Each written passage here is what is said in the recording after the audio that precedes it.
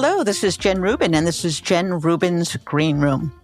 Before we get to this week's guest, I want to talk once more about the media, or the failure of the media, or the expected failure of the media.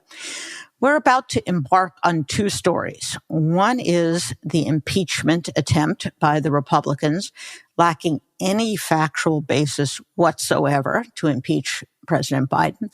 And the second is the shutdown threat, which should be odd to your ear because, after all, the Republicans made a deal during the debt negotiations that was supposed to take care of spending for the foreseeable future.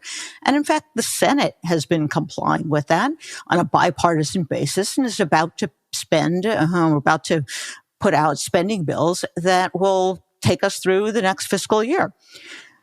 What is the media going to do? Are they going to play the usual whataboutism? Are they going to play the usual fake balance? You could expect stories like the following.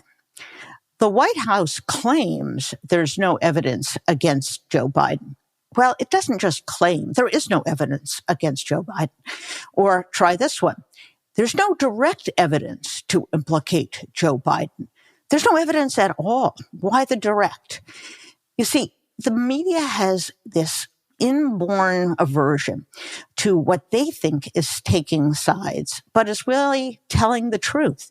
They somehow feel compelled to tilt the story a little bit so that the Republicans don't seem so insane, so reckless, so determined to weaponize government, to borrow a phrase. And why is that? Part of that is the phenomenon that the Republicans are very good at working the refs. They have beaten up on the media for liberal bias.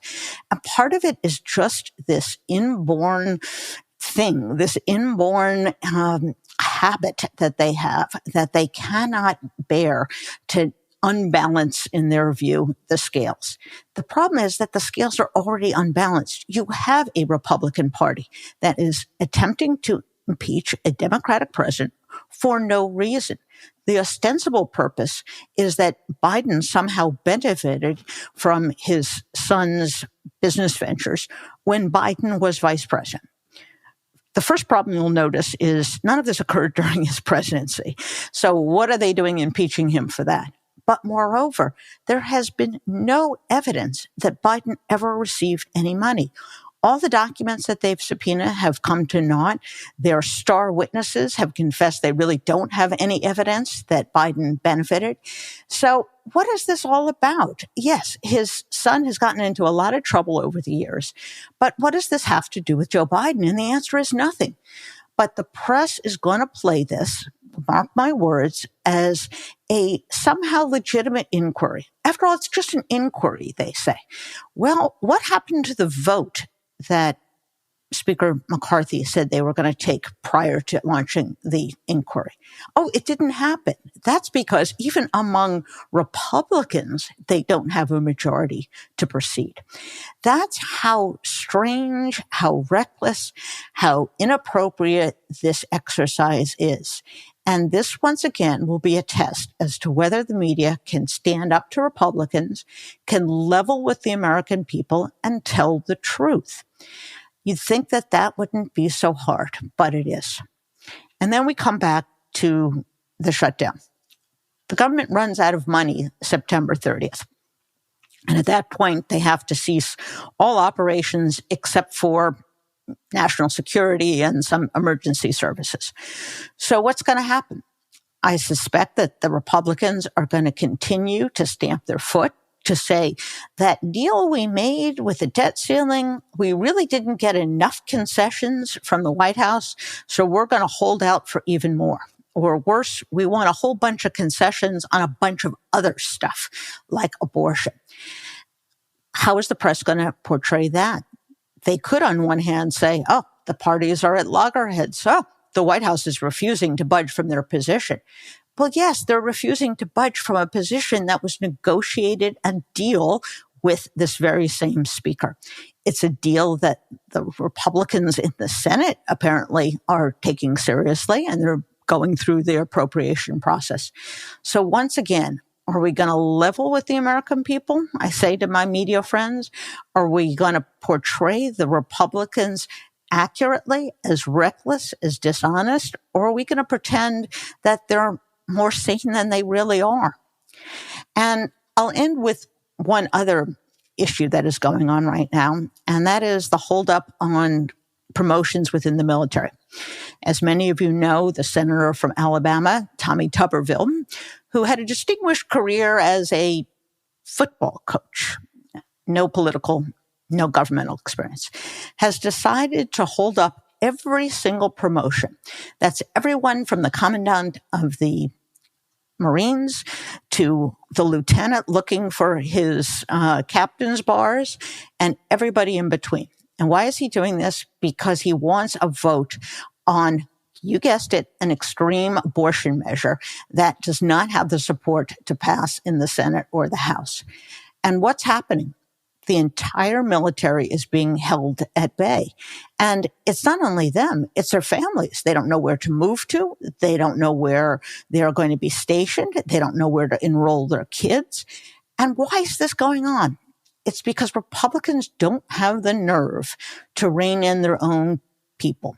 They are going to let this guy hold up the military, which the military keeps telling us is adverse to our national security because they don't have the guts to wrestle with him and to wrestle him to the mat. Now, I will acknowledge one thing. Democrats could change this if they wanted. They, after all, do have a majority in the Senate.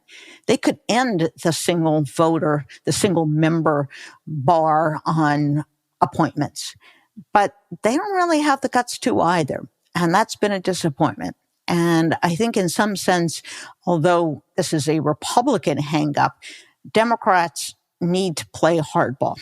And they should be willing to take the step and take away this privilege, even if it's just for the military. Are they going to be the party of national security? Are they going to be the party that stands up to Tommy Tuberville? I hope so. So stay tuned.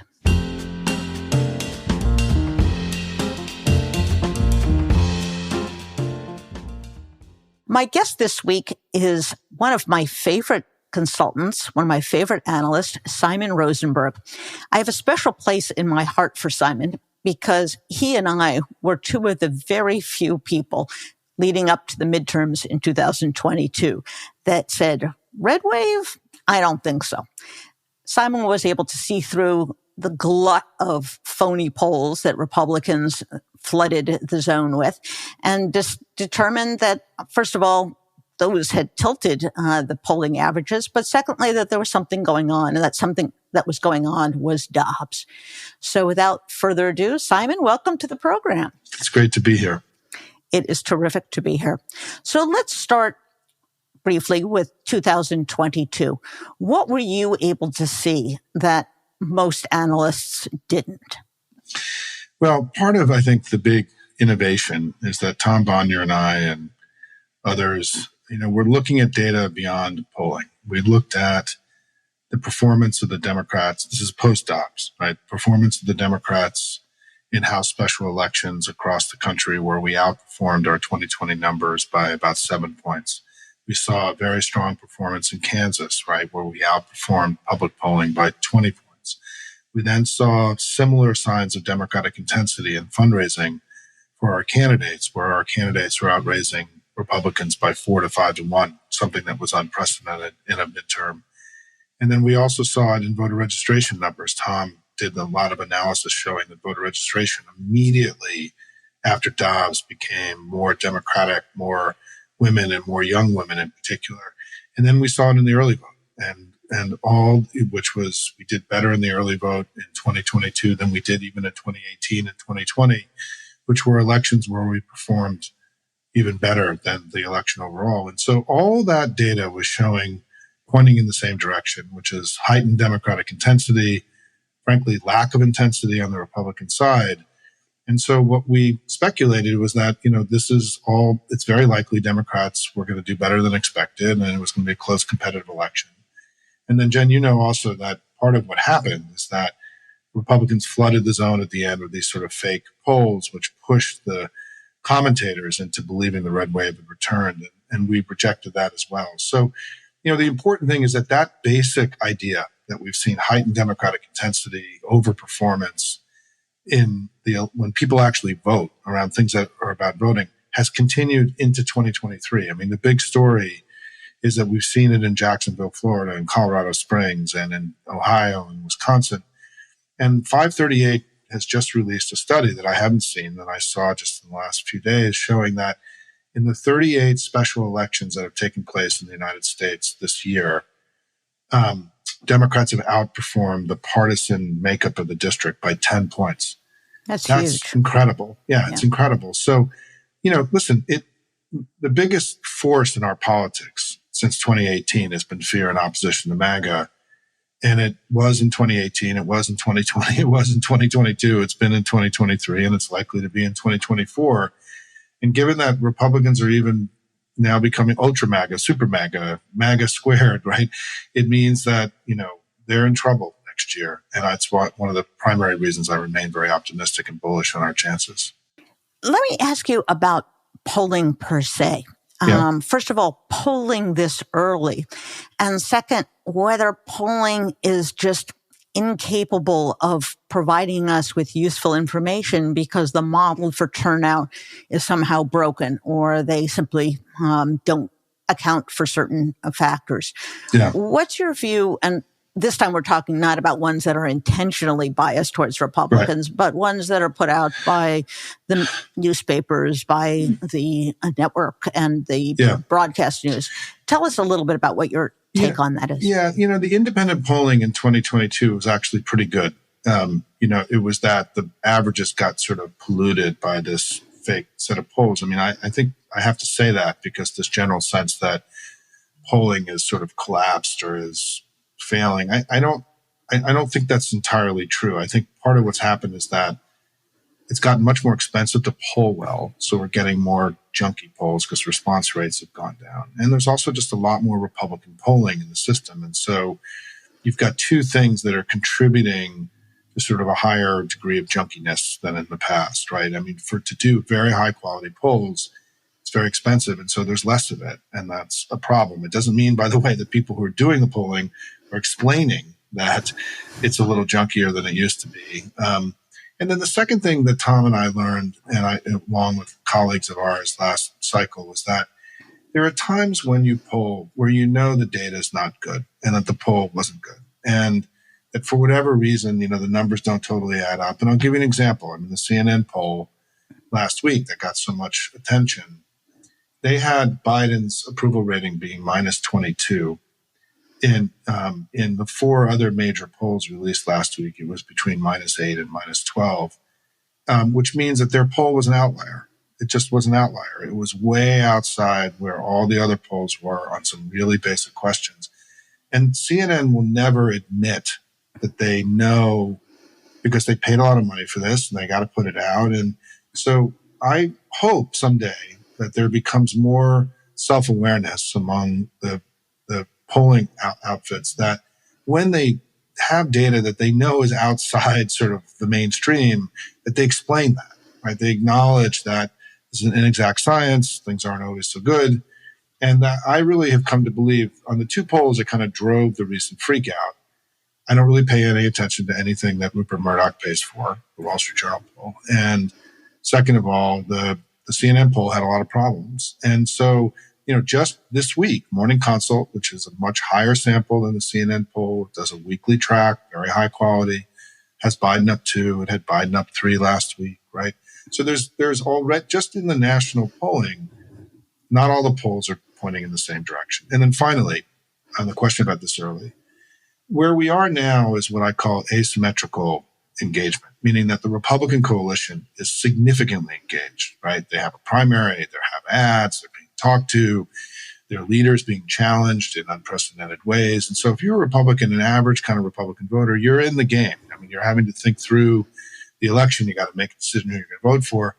If you're a Democratic voter, you have no reason to be engaged. And I think part of what happened in that CNN poll was that they came back with heightened Republican intensity in the presidential election when we've had these 38 elections around the country showing heightened Democratic intensity. And they should have been more rigorous, frankly, about acknowledging that and recognizing that, that alone, that this asymmetrical engagement, as I call it, it's going to be with us probably until March or so, right? When there is, Trump could be the nominee as early as mid-January. And the election, if he wins Iowa by 20 points, the election's functionally over at that point. He'll be in essence the nominee by the middle of January, late January. And then our coalition will start focusing and engaging. And until then, we shouldn't actually expect, it's okay that people are like coaching Little League and taking their kids to school and making dinners and not obsessing about politics. That's actually healthy. And our coalition shouldn't be engaged right now. But we need them to be engaged next year. And I think that based on everything I just went through, in every election, in the last several elections, we've had very strong Democratic overperformance. We've been performing at the upper end of really what was possible for us. And I expect that to be the case next year as well. A couple questions just to follow up on this. First, the questions that are asked seem often to be driven by the narratives that the media has already settled upon. Wouldn't you prefer a younger candidate, as if there were a perfect younger candidate standing by? They don't ask that question, by the way, of Republicans who have a candidate who's just a few years younger and arguably in much worse physical condition than President Biden. But who spent far more money on a facial, his makeup and hair and his, surgery to make him look younger. Right. Exactly. So I kind of have a problem in those organizations that are constantly putting their foot on the pedal because they're simply reinforcing a narrative that they themselves have created. Yeah. It's an amazingly smart question, and I loved your column this week on polling, and I appreciate you quoting me on it. But it was very thoughtful and smart. It's frankly been sent to me and shared to me by lots and lots of people. I think that look, I've been in this business for a long time, right? Over 30 years. I was a producer and writer for ABC News. I grew up in the media business before I went into politics. And I think what happened with the red wave in 2022 was alarming to me because there was a lot of data showing that the red wave had not returned. There was a lot of data. And to get to a place of red wave, it was in essence people, the media sort of got bullied into believing that this had happened and was, and sort of capitulated in essence to the right-wing narrative noise machine in a way where there was a lot of compelling alternative data showing it wasn't the case. And these are a lot of people that I know really well, I've worked with for a long time. And it was stunning to me how much that my analysis would end up proving to be correct was mocked and ridiculed by prominent people, right, who we all respect and care about, as opposed to considered and where they wrestled with it, right? There was a mocking that happened as if, I really have become, part of the reason I've started a Substack and I shut my think tank down is that I realized that I needed to do more. I needed to fight harder. I needed to be more effective. I needed to reach more people. Because the threat to our democracy that MAGA represents, the normalization of MAGA, the sort of the normalcy bias that's in our system, because in part we've been so well governed for so long in the United States that we're having really, I think, significant cultural and structural problems with identifying the gravity of the threat that MAGA represents. And the media has become deeply complicit in it.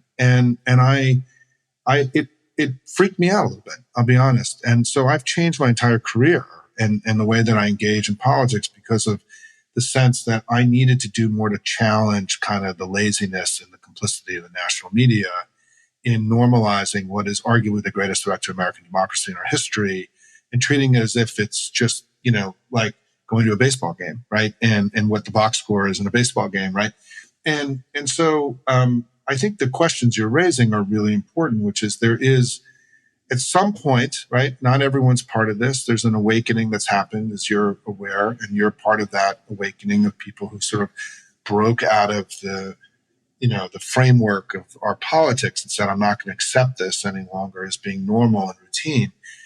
We have a lot of work to do to continue to put pressure on the people who make a lot of money and become very wealthy and speaking to the American people about our politics, about the false story that they're telling every day, that there's two parties and they're both sort of equally virtuous and equally full of vice, when there's one really constructive party that has continually made things better for the American people when they've been in power, and one other party that's continually let us down and has now become something that's deeply dangerous. And this sort of need to create both sides, right? The left and the right, the Democrat Republican, is become so distorting and so pernicious that, we have a lot of work to do. And it's why I'm really pleased to be here today. I'm very,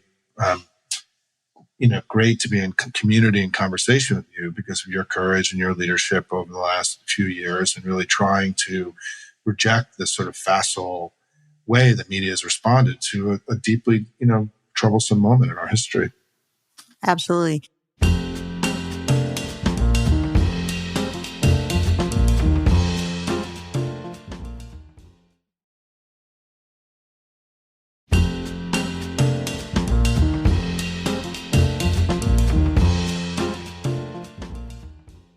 Let's turn from polling with just one final observation, and that is there is something called margin of error. And when pollsters and news people report polls that it's tied, that could mean anything from one candidate is 3.5% or whatever the margin of error is ahead, or 3.5% behind. So I think part of the problem is the hyper specificity that they invest in their poll work, as if 3.235 is the right number. Let me address this really quickly because I've written about this a lot, and I think this is really important, right? A poll is like a sketch. It's not a painting. It's a sketch. There's a lot of detail that's left out. There's a lot of uncertainty in it. And the polling business overrepresents the accuracy of these polls. And so do the media organizations promoting them. And so does the whole polling industrial complex. That there is sort of not an acknowledgement of what you're describing. And I'll add to that, right? Is that because response rates have lowered, it's harder to get higher sample polls. I mean, I would just encourage, just as one basic guideline, try to stay focused on a couple things when you read polls, right? Bigger sample sizes, more accuracy. Anything under 500 or 600 sample size, you almost have to dismiss out of hand as being not a big enough sample to get to accurate information. The margin of error rate goes up through the roof. And also ignore polls that are of adults and not registered voters or likely voters. Asking people who are not registered to vote how they're going to vote is, on the face of it, kind of absurd, right? And there is, I've been sort of shocked, frankly, how some very reputable polling organizations are asking, for example, undocumented immigrants how they're going to be voting in an election when they're not even citizens of the United States, right? Why that opinion is illegitimate. It's not important. And so I think there's a lot to be done. And I'm really grateful you bringing all this up because Tom Bonnier and I have been talking for a year about putting out sort of our thoughts about how to improve all of this. And what's been a little shocking is that despite the massive failure of the red wave in 2022, there's been no effort to reform the business. There's been no self-reflection. The New York Times is the only major media organization that did, in my view, sort of very serious self-reflection on the failures of their reporting in 2022. But for example, and so did ABC News, to their credit. The severance with Nate Silver, I think, came about in part because of this sense that 538 was flooding, our public discourse with ridiculous polls without doing anything about it. So I give ABC News a lot of credit, but a lot of the other news organizations have continued to report as they did before, as if nothing had happened. And you could make the argument that the fall for the red wave was the most significant media political failure of the modern era of American politics. And because what happened wasn't something other than the red wave, it was the opposite of the red wave, right? Where we showed intensity and they didn't, which is the opposite of what happened. And so, this is all showing Jen, that we have a lot of work to do. And by the way, the Washington Post, I would put into that box, other than the editorial side, the Post, the main news part of the organization has done no articles or anything about what happened in 2022. And I've had conversations with some of your colleagues about this on the news side. And so we've got a lot of work to do, but it's why the work you do, the work all of us are doing who are trying to hold the media to a higher standard and to do it in our own commentary, to put in the rigor, that even the questions you're asking today are very informed and very smart about sort of an arcane part of our business. We have an obligation, all of us, in a democracy, to do our best to tell the truth to our fellow citizens. It is an obligation. And we have an enormous responsibility for those of us who have platforms to treat our fellow citizens with respect and dignity to the point that we speak to them truthfully. And that part of our system has corroded. We've lost that in this country. I mean, the Republicans lie with such impunity. And it's frankly a core element of their illiberalism, right? And their contempt for democracy, that they lie so much.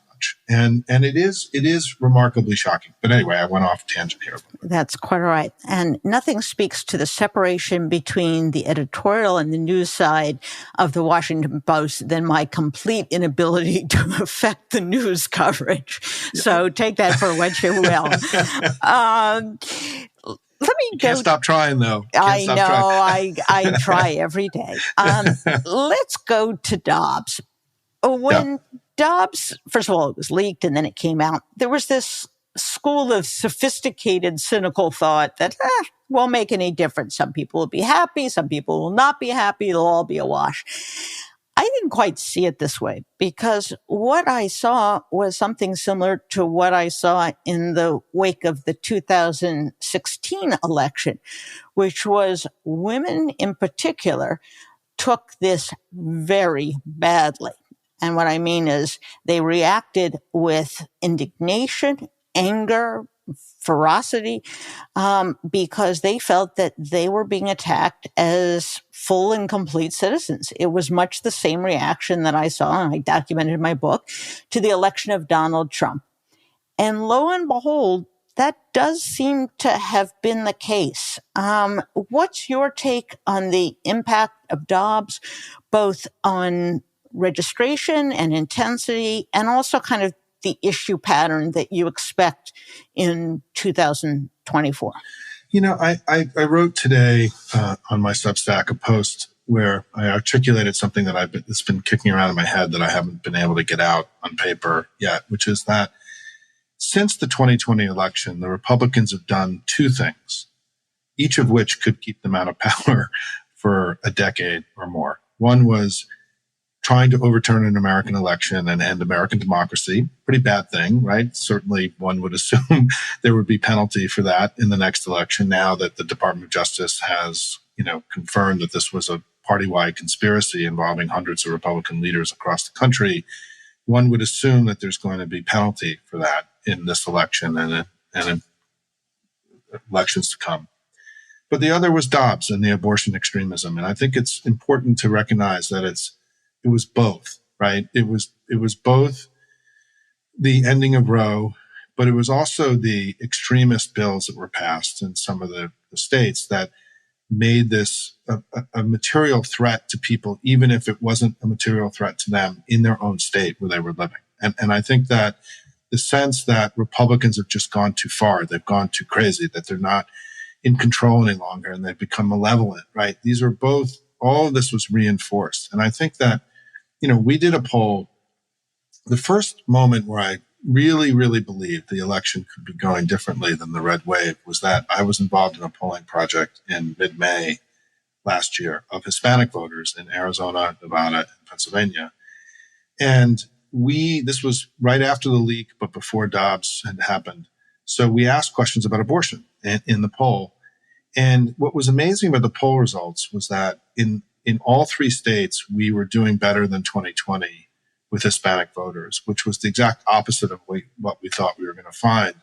And it was consistent across the board. It was not, the data was very similar in terms of the difference. And it was shocking. And I wrote a memo about it, and I tried to get all my friends who cover politics to write about it. Nobody wrote about it, right? Because it's so bounced off the narrative of both Hispanic voters and also just the broad, the red wave was coming. And so, but the data on abortion in those polls was incredible. Hispanics are the most pro-choice group in American politics. It's the opposite of how people think about this, in part because they're so young. And we saw incredible numbers, for abortion choice, women's reproductive freedom in these polls. And, it was, so we concluded, and I wrote a whole separate memo, and this is in May, and that, the abortion issue could really be a disaster for the Republicans, just based on this very small sample of people that you would assume would have a slightly more conservative view of this, right? So there's no question that Dobbs was a before and after moment in our politics. I mean, there's no question. We knew this. Part of the reason my stuff went viral in last year was that we had that special election in Nebraska that happened on the Tuesday after Dobbs. It was a Friday, was Dobbs. We had Tuesday after, where Democrats outperformed our 2020 numbers in an election where we spent no money, by the way, by like 10 points. I forget the exact numbers, 10, 11 points. And then we had Navigator did polling that week, the first week, and there was a dramatic change in the data for independent voters. And the Republican approval rating among independent voters plummeted in a way that you just never see in polling. I mean, you started seeing in the first early polls dramatic shifts, which just doesn't, polls are like, they move slowly over time. Things very seldomly change quickly. And because a lot of people aren't paying that close attention. And so it's hard for an issue to really change people's opinion quickly. So we had a lot of evidence early that the Dobbs issue was going to be consequential in the election. And I think you're right. I think that I think this issue, though, has mutated into more than just reproductive health. It's become a sense of reinforcing the illiberalism of the Republican Party and jamming things down people's throat that they don't want, sort of their disrespect for majority opinion. I think this has become a devastating issue. And as I've told people, I've been working full-time in Democratic politics for 31 years, and I started in 1987, and I went back into the media business. But there's never been an issue that is of like this in modern American history, where it's an issue of such importance to so many people, and one of the two parties is at 10, 15%, 20%, 25, 30%. Almost every issue in our business is in the 40s, 50s, in the 40s and 50s, right? It's like 42, 58, 45, 55. This, depending on how you ask the question, right, is consistently producing data where the Republicans are in the teens and 20s and 30s. And we've never seen a party adopt such an unpopular position in modern American history on something that's this important, right? That matters this much to this many people. And my own view is that, as I said during the election last year, is that the pain for the Republican Party on this could last for decades. Because if you're a 25-year-old, Latino couple in Texas, and there's now a 10%, 20% higher likelihood that your wife dies in a hospital due to a miscarriage, are you ever going to look at that party the same ever again? Where you've now endangered your wife's life. I mean, and for political reasons. And so I think that this is an issue where we're only at the very beginning, I think, of understanding the enormity of this and how this has just fundamentally changed everything in our politics. I think any comparison of 2024 to 2020 or 2016 is a waste of time because of this. This is a before and after. And as I've said, we saw all this heightened performance, as we talked about in the beginning, after Dobbs in 2022. We're seeing this similar pattern play out all through 2023. So we've now had over a year of elections where Democrats are performing consistently way beyond expectation. Republicans are underperforming. And I think as we look to 2024, the question is, how much can we use this to continue to grow the never Trump or never MAGA split in the Republican Party and cleave off, more and more voters from Republicans? Because it's my hope that what happens in 2024 is that Democrats get to 55%, that we win the election by 10 points, that the election is seen as a clear repudiation of MAGA, this kind of extremist politics. We need that so good Republicans can someday hopefully take back their party from the extremists that have taken it over, which is what our goal and aspiration has to be. We need the Republican Party to be a normal center-right political party again. And I think this issue is, I'm so amazed at how difficult this is going to be for Republicans to manage politically, because imagine being in a meeting with Republican political strategists and then the ideological warriors like Josh Hawley, where somebody says, Josh, if we keep running on this, we're going to lose elections for the next generation. And Josh Hawley's response is, but how can that be? I mean, we're preventing those people from killing babies, right? I don't think they had any idea in their head and how the kind of extraordinary public uprising that has happened since Dobbs, the money, the volunteerism, the unprecedented grassroots rebellion that's taken place. It's devastating for them. And I don't know, they have no way out because they don't have an ideology. I was explaining to somebody today, the 15-week abortion ban, which they view as a compromise, is like fantasy, right? It's like, it's crazy. It's a woman and her doctor or nothing, right? That's it. There's one answer here, which is that the decision has to be left up to a woman and medical professionals. And any attempt to restrict puts the government in a place where it shouldn't be. And so there isn't any middle ground position. Youngkin is like in a fantasy world about this. And it's just, but they're ideologues, they're theocrats, right? I mean, they can't see this stuff rationally. And it has become, I think that Alito will go down in history as the guy that may have destroyed the modern Republican Party. Well, that would be a delicious irony. I would also say that in every election where there's been an abortion referendum or an indirect issue on abortion, for example, the effort to raise the level that you have to obtain to get a referendum passed in Ohio, which is going to be now at issue in an abortion referendum, or the Wisconsin Supreme Court, on which abortion was one of two major issues. You saw the most extraordinary results. Kansas is a deep red state. Yep. Wisconsin is a 50-50 state. And that Supreme Court race was won by 11 points. Yeah, it's crazy. And in Kansas, the pro-choice side won overwhelmingly by a mile. So I think... In Ohio, too, right? We just won by 14 points. We got to 57% in Ohio. And Jen, the thing to realize from a political standpoint is that if this continues, right, over time, it's going to erode even further the Republican coalition. I mean, those voters may stick with Republicans for an election, right? They may vote with us on the abortion ballot initiative, then vote Republican in the next election. But their relationship to the party is weakening, and it's attenuating, and it's loosening. And some of those folks are going to come over at some point, right? If this continues, the Republicans can't win national elections again, in my view, with this abortion position, because it is going to take what is already a weakened, the Republicans have averaged 45% in the last 8 presidential elections. We've averaged 49 point something. I mean, we're closer to being a majority party. They can't lose another point or two. I mean, they don't have any place to go. And I think that one of the places I would encourage you to be, I know you write about this a lot, is that I think the Florida ballot initiative is going to be one of the most interesting, because DeSantis made, I think, just an extraordinary error by going from 15 weeks to 6 weeks in Florida. It's going to take effect in the next few weeks, next few months.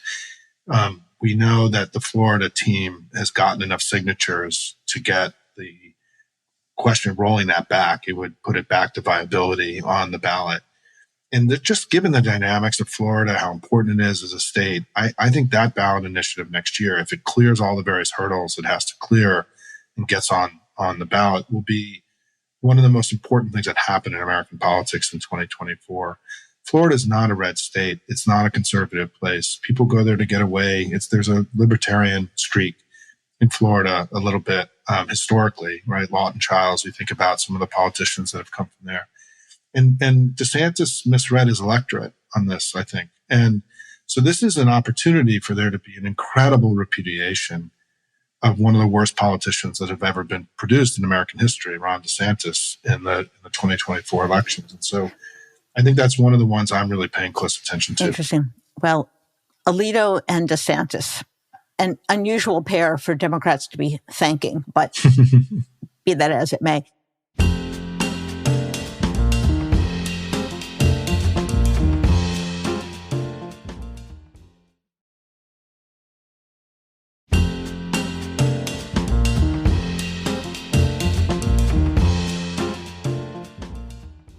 I want to get to your 55% in a moment, but let me first ask, with the Republican decision to proceed on a impeachment effort based on nothing, I don't mean based on a little, I mean based on nothing, and the threat once more to shut down the government, is the MAGA label becoming reinforced and reinforced to the point at which, for example, Senate Republicans, which would rather not be associated with either of these things, are going to get swept into it? Is this a rebranding of the entire party now as this irrational, reckless MAGA party? I think it's already there. I mean, I think if you look, I think the ability for the Republicans over the next 14 months to create distance from MAGA it's hard for me to see, regardless of whether Trump's the nominee. I mean, I think that if you just project forward, Morning Consult last week, in their weekly track, had Trump at 60 in the Republican primary, DeSantis at 15, and Vivek at 8. So MAGA was at 83% of the Republican primary audience. And I think that, the die is cast in essence. I mean, Trump's going to, it's very unlikely Trump's not the nominee. And if he isn't, it's Ron DeSantis, who is arguably a more virulent strain of MAGA than even Trump is. And so what will be on the ballot next year, regardless of who the nominee is both Trump's ongoing venality and just awfulness and his attempt to overthrow American democracy, his trials. This will be all front and center in the election next year now. It's preordained. They can't stop it, right? And the other thing that they're not going to be able to stop is DeSantis's, crazy right-wing experiment in Florida, which is something that we're going to also be able to run on, saying if you elect any of these guys, this is what you're going to get, right? And, most anti-immigrant bill passed in modern American history. We go down the list of all of his awfulness. So we as Democrats who work in politics, we have more material to label them as being not okay, gone too crazy, out of the mainstream, whatever your language is for that, than we've ever had, because they are more extreme than they've ever been. And now we know now with the appearance of Vivek and DeSantis and now the impeachment stuff in the House, we know that this is much bigger than Trump. We know that, and this is where I think the Jack Smith's indictment of Trump was so fundamentally dangerous for the Republican Party, which is that he's established that the effort to overturn the election and American democracy was a party-wide conspiracy. It wasn't something that was limited to Donald Trump and a handful of people. This wasn't like Watergate. This was something where party leaders and party officials, including Ronna Romney McDaniel, who's on camera admitting to having recruited some of the fake electors. This is now the Republican Party. So, Jen, the party that, the other party, which has been the party that ended slavery and the party that helped end the Cold War and with Ronald Reagan, has also now become the party that tried to end American democracy. And that's going to be part of the Republican brand forever. And there's nothing they can do about it. And because they did it. And it was a party-wide effort. And, there were 19 people indicted in Georgia, but there were 30 unindicted co-conspirators who could all be indicted at some point, right? I mean, my view is that the trials around January 6th and the effort to overturn the election could last years, decades, the way the Watergate trials did. And so the pain for the Republicans on this issue, like abortion, may just be beginning and not be something, because I don't think the American people really understand the gravity and enormity what's happened, because it just all the prosecutions are just happened during the dead of summer and people weren't paying attention. So I think this impeachment stuff just reinforces to regular voters how much the Republican Party has lost its way. And my other view is that part of the reason they're doing this is that over the summer, it became much harder to attack Joe Biden, the president. Inflation had come down. His border plan is working. We now know the murder rates in the United States across the country have come way down. We know, and so on many of the central attacks that the Republicans were making against Biden as president, they evaporated over the summer. And so they needed to feed the beast. And so what did they do? They're now moving on to him, attacking him as a man, as a father, as a husband, business partner, and not as president. The problem is with that is that you try to, they can't win an election on that. If they can't indict him as president, Donald Trump is the other, the worst human to walk the face of the earth in the last 50 years. They're not going to be able to make headway with these other issues. And I think it's a sign of incredible desperation, actually, and weakness, not strength, for the Republicans. And I think it will be seen that way by the American people. I mean, I think that this contrast between Joe Biden, I was in England a couple of weeks ago, and I had some meetings with the Labour Party, and one of my Labour friends said, "It seems to be a good moment for dull men with a plan." Yes, and it does. I thought, he was talking about Germany and other places. Right. And I was like, I kind of like that. Dull man with John McTernan, my friend. Well, when you have a lunatic outside your house raving and ranting, the dull guy seems just fine, and seems very reassuring. Well, I certainly agree with all of what you've just said, and I think the point about running out of material against Biden is very insightful. That's why we've seen a return to the he's too old. This guy can travel 40 hours to Ukraine. He can go on a whirlwind tour of Asia, and they will still come back to it because that's all they have. It's all they have for now. Yeah. And it's a sign of incredible desperation and weakness. And they all know it, by the way. They all know that they're saddled with one of the worst candidates in American history. They know that Joe Biden's been a good president.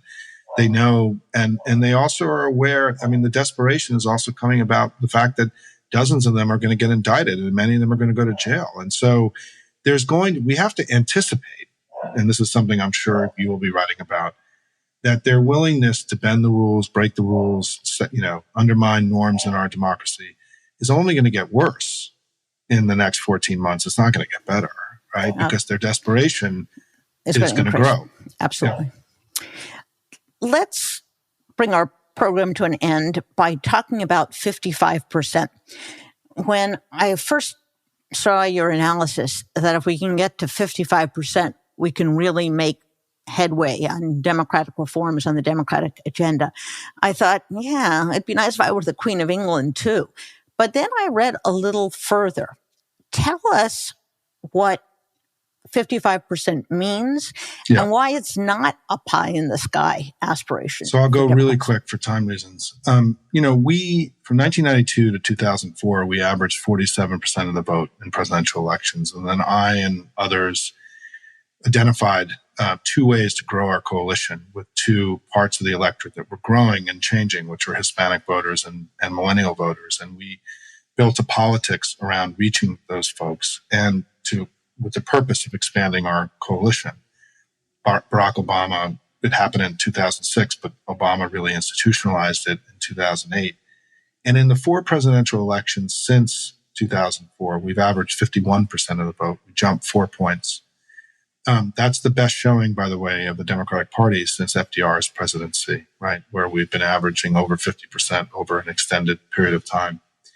And so what I tried to do is to think about if Trump was really as awful as I thought he was and going to be so degraded, how do we take advantage of that? How do we grow our coalition even further? And so what I've put out is a thought piece to challenge the family, right? To think about this, saying that there are at least four groups where we could see us growing between now and, through 2024. Young people, Hispanics, never Trump or never MAGAs, right? world you know well, and abortion. I think all four of these areas are areas of opportunity for growth and expansion. And even if each of those four things only give us 1 point nationally, right, then we go from 4.5% to 8.5%, and we get up to, close to 55. But I also showed that if we just did one other thing, which is we held all the votes in 2020 constant and just changed one thing in 2024, which is we got the people under 45 years old to vote at the same level as their population distribution, which is not a crazy thing. Biden would win by 10 points. And then finally, we're seeing Democrats hitting 55 and above again and again and again. And I don't think this has been registered adequately in our political system. And we got to 59% in Colorado last year, 57 in Pennsylvania, 55 in Michigan, 54 in New Hampshire, and what was supposed to be a terrible year for us. We just got to 56 in Wisconsin, 57 in Ohio. I mean, the Republicans haven't been getting to the upper 50s in battleground states, since the 1980s, right? And, we've been, consistently now getting up into places of very rarefied performance, in highly contested battleground areas. And so it's my belief that we need to be entering this election with a mindset of expansion and growth, that we're strong, we're winning, we've been kicking their butt. It's not about defense and, fear, uncertainty, and doubt, but it's about Joe Biden's been a good president. The country's better off. The Democratic Party is strong. We need to grow our coalition, and we need to be open to growth. It's a mindset, right? It's a way of polling. It's a way of organizing your resources. It gets into the nature of how a campaign is run. And I'm pretty confident that even with Joe Biden, not being the greatest communicator in the history of American politics, that the structural nature of this election allows us to imagine growing our coalition and getting up to 55% and making this election a repudiation of MAGA. I think there's an urgency to this. And the urgency is that we can't go through another election with mixed results where the MAGA adherents can say, oh, maybe we didn't get beat that bad and we're going to hold on. We have to weaken the grip of MAGA on the Republican Party. It's a global priority for democracy here and everywhere. And so our goal is not just to win, but it's to blow it out. And Democrats, as you know, right, we just don't think that way because we haven't had a real blowout presidential election all the way back to 1964 in many ways. I mean, you could argue. And so blowing out presidential elections are like not the things that we did. That's what Republicans did. And I think we have to change all that. Things are different now. It's all the things we discussed today, right? Their betrayal, the serial betrayal of the country, the Dobbs issue, the trials are going to be going on. And so I have been challenging my friends and the family to not accept kind of the red wavy kind of narrative, which is that they're strong, we're weak. And that's why even this data that I released today about 38 special elections where we're outperforming, by the way, outperforming party identification or party lean by 10 points consistently in 38 elections all across the country is consistent with a 10-point win in the fall, right, in next year. So my point about this is that this is possible. And given the urgency about the message it will send for democracies, our democracies all around the world, Democrats have an unbelievable obligation to try to pursue it because of the consequences of a massive repudiation of MAGA next year. And shame on us if we don't have the gumption, the courage, the vision to go take advantage of what I think is an historic opportunity.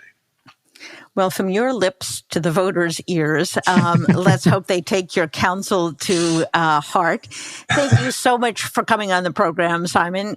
It's always fun to talk to you, and you provide insights that others, frankly, don't.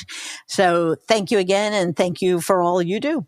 Well, thank you for all you do. I mean, I read your column religiously. I think you're also not marching to somebody else's drumbeat, which is really important. And this is a time where people have to go deep inside themselves, right, and be connected to what's true and not, follow the herd. And so I'm really grateful for, your courage and leadership as well, Jen. Well, thank you.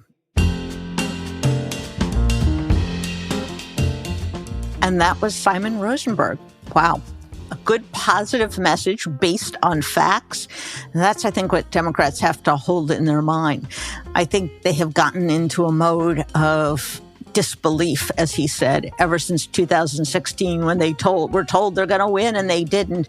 They have forever feared that whatever they have is going to be taken away and whatever they thought they could do isn't going to be. And that kind of defeatist mentality is the worst possible message you can have in politics. And in a week in which the Republicans are once again going nuts, trying an impeachment with no factual basis, trying to shut down the government again, I think Simon's observation is dead on, which is they've become a radicalized, crazy party. And people mocked Joe Biden when he called them super MAGA or when he called them neo-fascist. Joe Biden was right, and that was the theme that frankly helped carry the day for many Democrats in 2022. And although, for example, the Senate map doesn't look as favorable next time around, I wouldn't rule out making some headway in states that are somewhat unusual for Democrats. So I think the message from Simon is, don't drive yourself crazy with junk polls. First of all, read Simon, read quality analysis, and look at the results. Look at what facts, not projections, but facts, what we have already accomplished. And that will perhaps keep you in a better mood and a saner mood. So if you enjoyed the program, please tell your friends, ask them to listen and follow on Apple Podcasts or Spotify or wherever they get their podcasts. Bye-bye.